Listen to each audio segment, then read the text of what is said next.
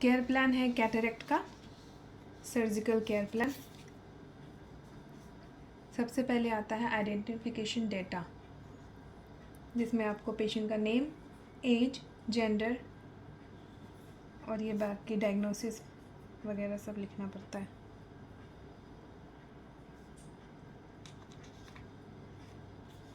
इसके बाद chip complain, present medical history, past medical history, present surgical history, past surgical history और फिर family history.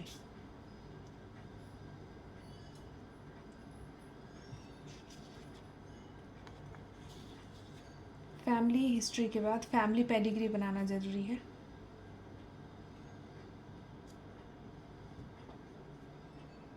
Family health history लिखना है कि उसके फैमिली में कितने लोग हैं, उनका रिलेशन क्या है, उनका हेल्थ स्टेटस क्या है।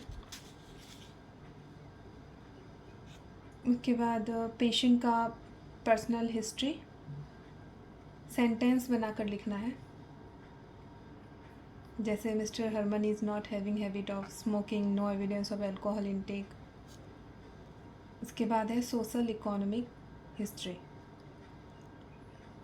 उसका वे ऑफ लिविंग क्या है।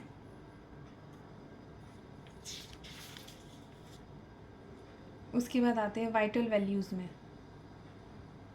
जिस वक्त पेशेंट एडमिट होता है उसका temperature, pulse, respiration, blood pressure, pain scale क्या है, पेशेंट वैल्यू, नॉर्मल वैल्यू और रिमार्क। फिज़िकल एग्जामिनेशन बनाना है, नरिशमेंट कैसा है, बॉडी बिल्ड कैसा है पेशेंट का, हेल्थ कैसा है, एक्टिविटीज़ कैसे हैं। उसके बाद आते हैं मेंटल स्टेटस पे। मेंटल स्टेटस में है कॉन्शियस है पेशेंट या नहीं, उसको भी सेंटेंस बनाकर लिखना है, जैसे ही इज़ कॉन्शियस, लुक, उसको देखकर कैसा लग रहा है। पोस्चर, बॉडी पोस्चर क्या है पेशेंट का, बॉडी कर्व्स कैसा है, क्या वो नॉर्मल पोस्चर में है या एबनॉर्मल पोस्चर में, मूवमेंट कैसा है, कोऑर्डिनेटेड है या uncoordinated. Anthropometric measurement, height, weight और BMI, body mass index. Skin condition क्या है, colour, texture, turgor.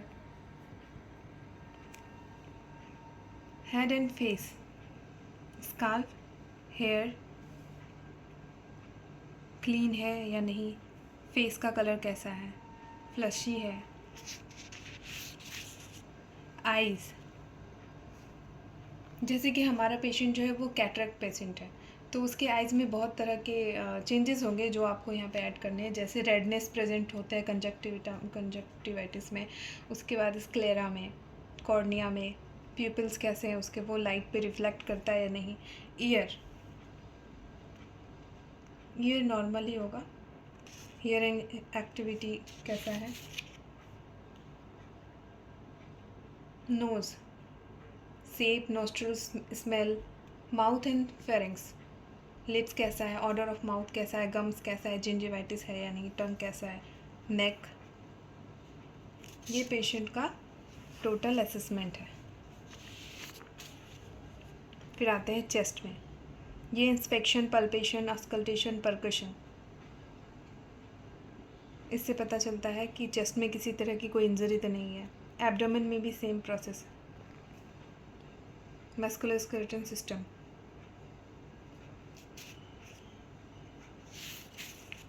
Extremities, upper limb का मोशन, रेंज ऑफ मोशन क्या है, जेनिटल्स।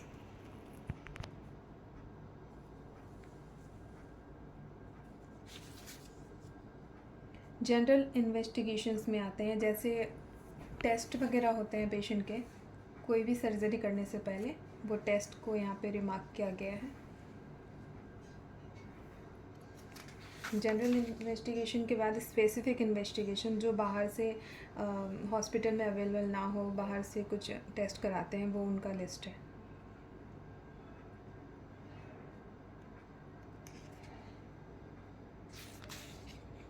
इसके बाद मेडिकेशंस क्या प्रोवाइड किया जाता है सर्जरी से पहले या सर्जरी के बाद, ये उनका लिस्ट है।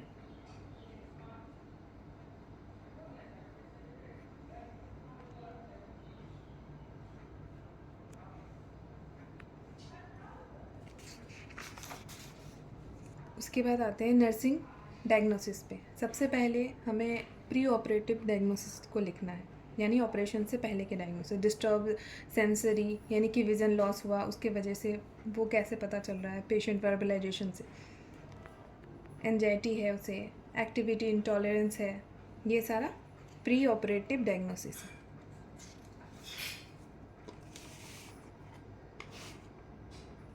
प्री ऑपरेटिव डायग्नोसिस के ये केयर प्लान्स हैं।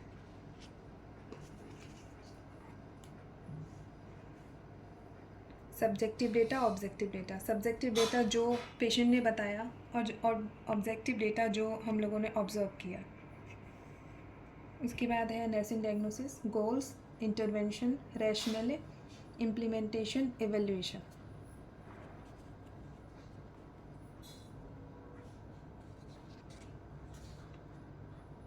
कम से कम 2 प्री ऑपरेटिव केयर प्लान तो बनाना ही है।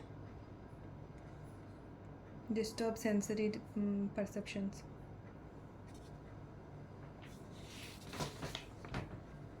उसके बाद है पोस्ट ऑपरेटिव नर्सिंग डायग्नोसिस, जैसे acute pain after surgery, patient को पेन है, रिस्क ऑफ इन्फेक्शन भी हो सकता है, इनेबिलिटी टू सी क्लियरिटी, ये सब कुछ। Disturbed body image related to the presence of eye passage, knowledge deficient related to cataract and evidence by verbalization of patient. ये हो गया पोस्ट ऑपरेटिव, यानी कि पेशेंट के सर्जरी के बाद। अब इसके 2 केयर प्लान बनाएंगे, subjective data, objective data. Same process इसमें भी, nursing diagnosis, goals, intervention, rational, implementation, evaluation.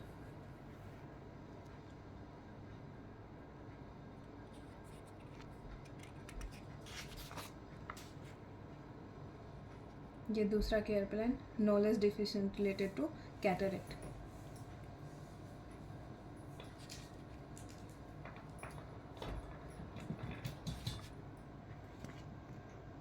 Health education. Health education में हम पेशेंट को जो एडवाइस देते हैं या फिर डॉक्टर जो एडवाइस देते हैं उन्हें पेशेंट को कन्वे करते हैं, वो सारी चीज़ें इसमें लिखी है। Advise the patient to be careful after surgery, provide some knowledge such as sensitivity to light. उन्हें बताते हैं कि आपके ऑपरेशन के बाद आपको सेंसिटिविटी होगा लाइट से, इचिंग और माइल्ड पेन सेवरल डेज के लिए होगा, फ्लूइड डिस्चार्ज होगा। तो इन चीज़ों से आपको प्रॉब्लम नहीं है। आपको आई ड्रॉप्स यूज़ करना है एज़ पर डॉक्टर एडवाइस। इसके बाद आता है कंक्लूज़न पे। कंक्लूज़न होता है जो पूरा हम लोगों ने ये प्रोजेक्ट बनाया है केयर प्लान, इसके बारे में लिखना है। जैसे I was posted in male eye ward, और फिर आपको वो पेशेंट का थोड़ा डिटेल डालना है, ब्लड विज़न, और उसके बाद बिब्लियोग्राफी, आपने कौन से बुक या फिर कौन सा सोर्सेज यूज़ किए हैं इस केयर प्लान को पूरा करने में। Thank you.